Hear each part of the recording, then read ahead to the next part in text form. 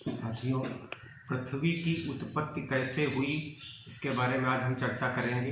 पृथ्वी के इतिहास का पहला युग, जिसकी शुरुआत लगभग 4.54 मिलियन वर्ष पूर्व हुई थी, ये सौर निहारिका से हुई।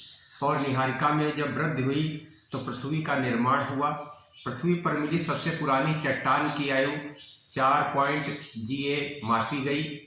कुछ चट्टानों में मिले प्राचीनतम डेट्राटाइटल जरकान कणों की आयु लगभग 4.4 GA आकी गई।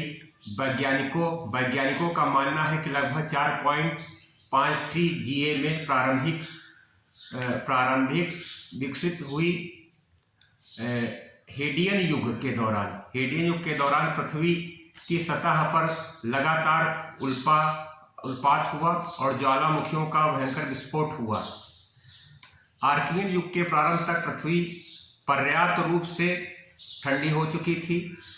सौरमंडल का निर्माण अंतरतारकीय धूल तथा गैस, जिसे सौर निहारिका कहा जाता है, कि घूमते हुए बादल से हुआ, जो कि आकाशगंगा के केंद्र का चक्कर लगा रहा था। यह बैंड 13.7 GA के कुछ बाद हाइड्रोजन व हीलियम तथा अभिनव तारों द्वारा उत्सर्जित भारी तत्वों से मिलकर बना था। किसी आक्रामक तरंग के कारण निहारिका के घूमने व कोणीय आवेग से हुई वो धीरे धीरे घूर्णन गति बढ़ती गई और गुरुत्वाकर्षण तथा निष्क्रियता के कारण यह एक सूक्ष्म ग्रही चक्री के आकार में रूपांतरित हुआ और फिर सूक्ष्म ग्रहों का निर्माण प्रारंभ हुआ, जो कि निहारिका के केंद्र के चारों ओर घूमने लगे। पदार्थों के गिरने, घूर्णन की गति में वृद्धि तथा गुरुत्वाकर्षण के दबाव ने केंद्र में अत्यधिक गतिज ऊर्जा का निर्माण किया। चक्री का केंद्र गर्म हुआ।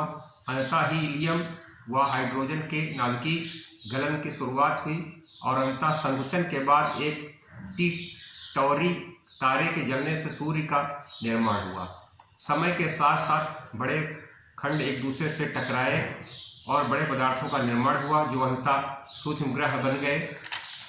इस प्रकार से और पृथ्वी का केंद्र तथा पहले वातावरण की उत्पत्ति कैसे हुई। पुरातन पृथ्वी का विकास अभिवृद्धि से तब तक होता रहा जब तक कि सूक्ष्म ग्रह का आंतरिक भाग पर्याप्त रूप से इतना गर्म नहीं हो गया कि भारी लौह धातुओं से पिघला सके। ऐसे द्रव धातु जिनके घनत्व अब उच्चतर हो चुका था, पृथ्वी के भार के केंद्र में एकत्रित होने लगे। इस लौह प्रलय से केंद्र पृथ्वी के निर्माण के लिए 10 मिलियन वर्षों में ही पृथक हो गए, जिससे पृथ्वी की स्तरीय संरचना बनी और पृथ्वी के चुंबकीय क्षेत्र का निर्माण हुआ। पुरातन ग्रह पर पदार्थों के संचयन के दौरान गासीय सिलिका एक बादल ने अवश्य ही पृथ्वी को घेर लिया और ठोस चट्टानों के रूप में परिवर्तित हुआ और पृथ्वी बनी। पृथ्वी की वर्तमान त्रिज्या में लगभग 40% की वृद्धि हुई और इससे परिवर्तन हुआ और गुरुत्वाकर्षण ने वातावरण को रोक कर रखा, जिससे पानी भी शामिल था। इस प्रकार से हमारा पृथ्वी का वातावरण बना, जिसमें मनुष्य और जीव जंतुओं का सभी का जीवन संभव हो सका। तो ये पृथ्वी पर हमारा जीवन संभव हुआ। ये हमारी पृथ्वी की संरचना थी। उत्पत्ति इस प्रकार से हुई।